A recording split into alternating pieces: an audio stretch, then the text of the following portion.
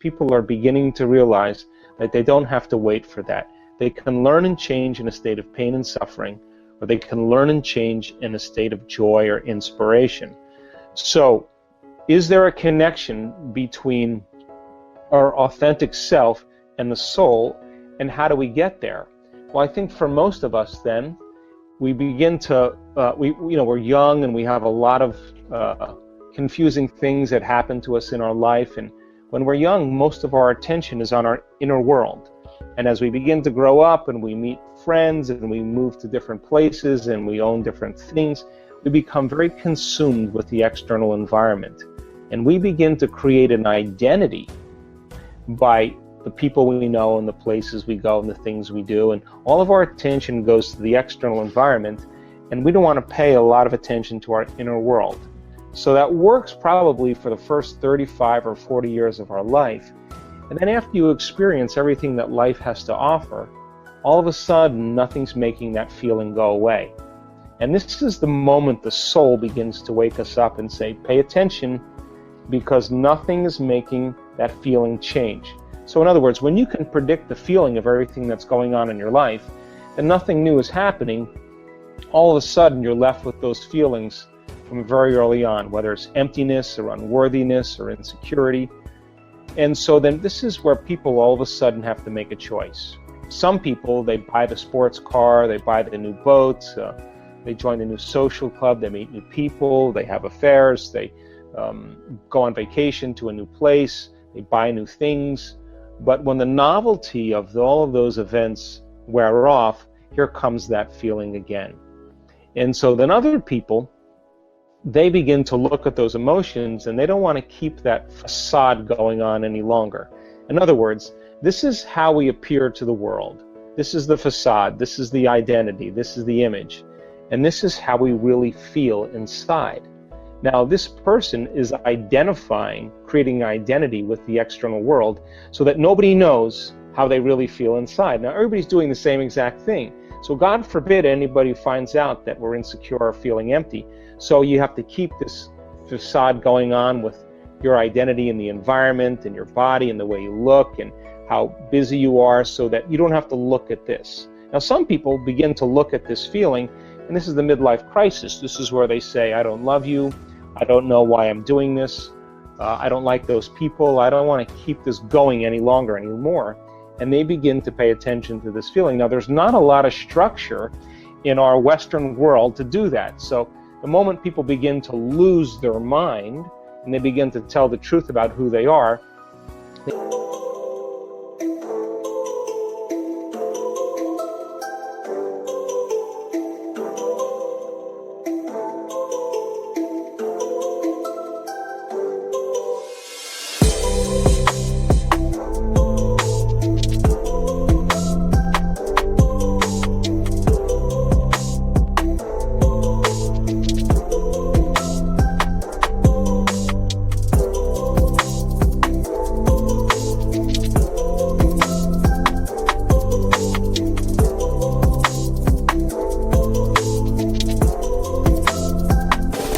they begin to break their emotional bonds with everybody in their life.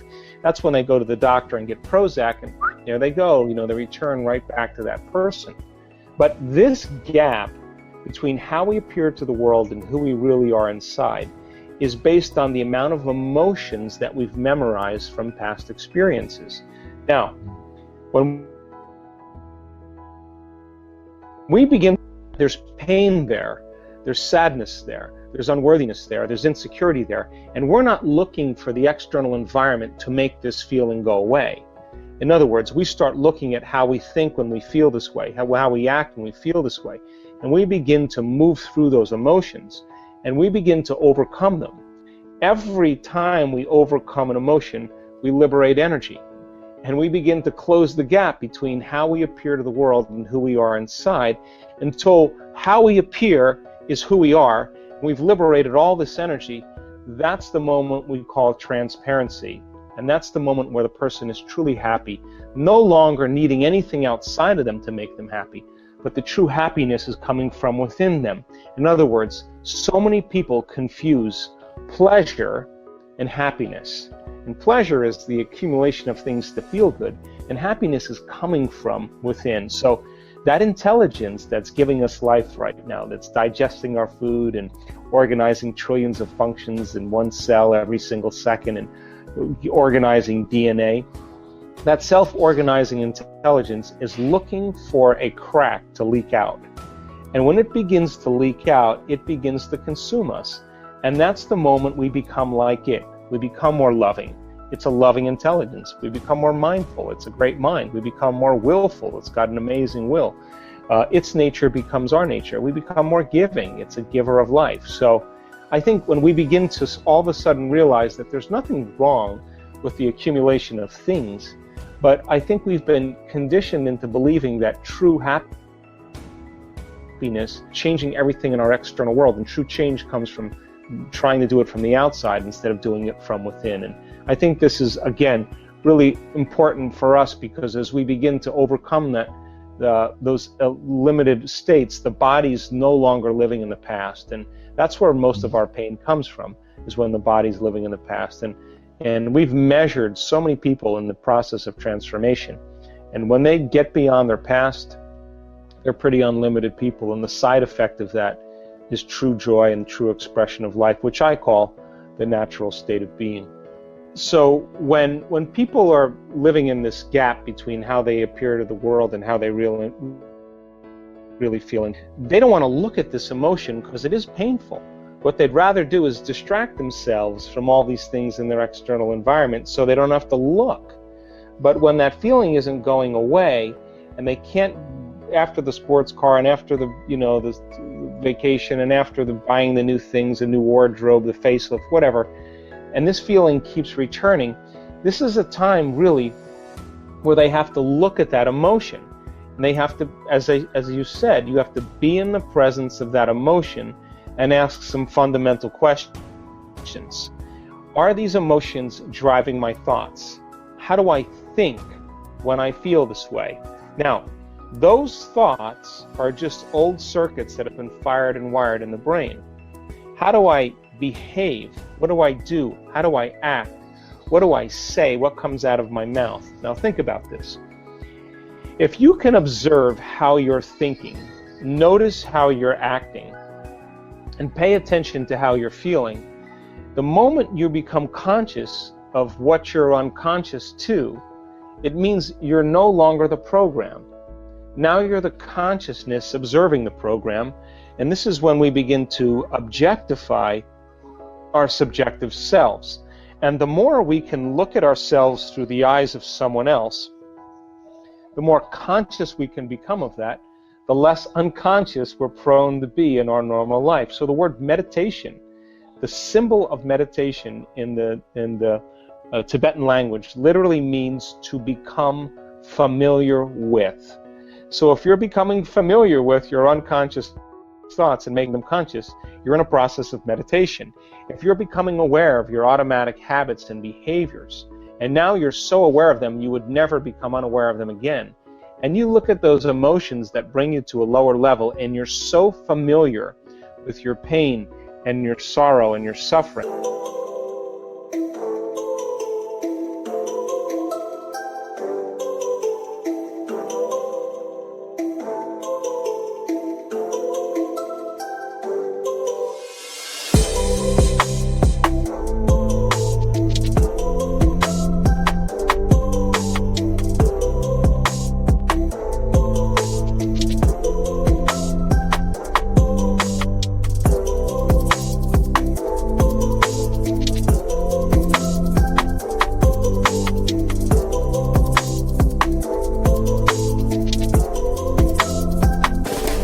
that you would never allow yourself to live in that emotional state again. This is the moment you're Gandalf on the bridge and you're saying, you may not pass ever again. Now, when you make a decision with such firm intention that the amplitude of that decision carries a level of energy that's greater than the hardwired programs in your brain and the emotional addiction in your body, and your body begins to respond to a new mind, that's the moment the past no longer exists in your body. That's the moment you come out of your resting state, Yes. and your body is getting a sampling of the future instead of living by the memory of the past. Now, think about this. How can a person in the deep south of the United States move into a state of religious ecstasy and drink strychnine and have no biological effects?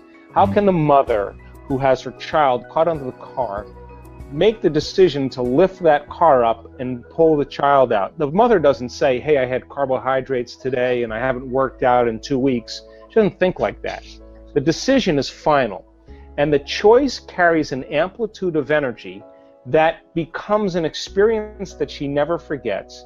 And that's the moment she is no longer her biology. She's no longer her body. She's no longer associated with her identity and her environment, and she is transcendent of time.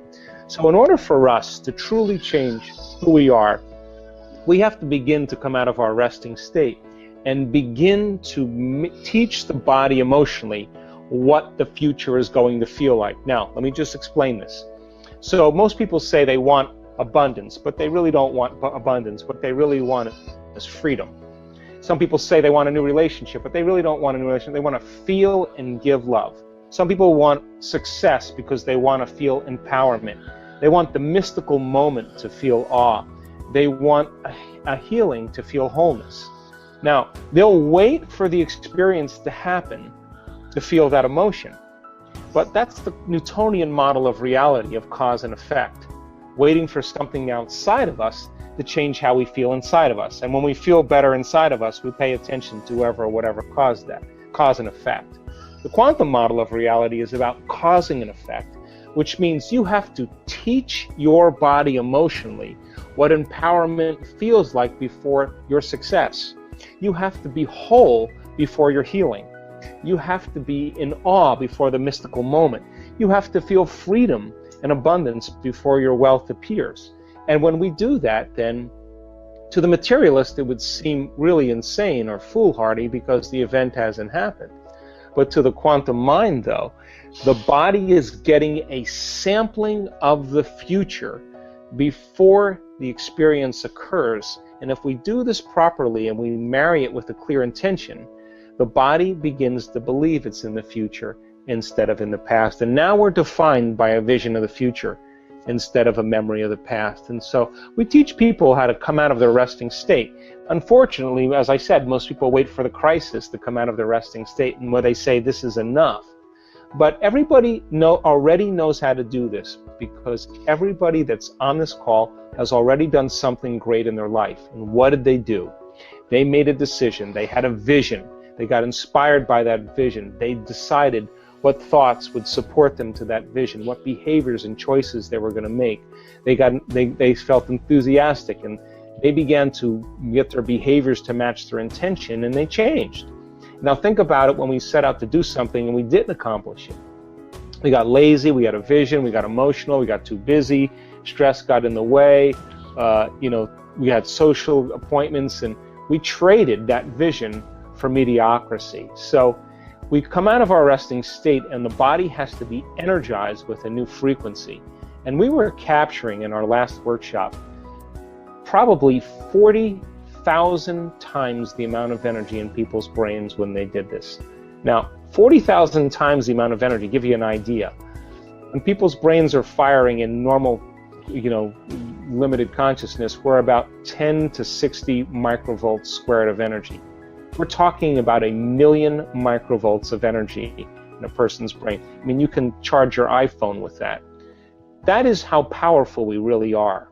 So then, as we begin to overcome and overcome and overcome those limitations that block the flow of the divine in us, as we begin to remove those layers, we begin to feel connected to something greater. And then the next challenge appears, because there's no schools of ancient wisdom in the Himalayas that you come.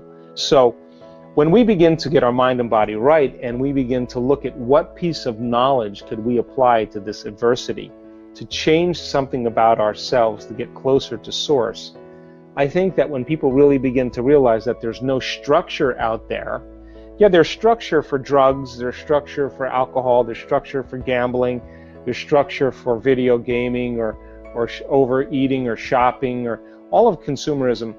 you take a pill and it makes that feeling go away immediately, you're going to correlate that internal change with whatever you did to take that, and you're going to develop an attachment or an addiction. And what that does is it begins to broaden the gap.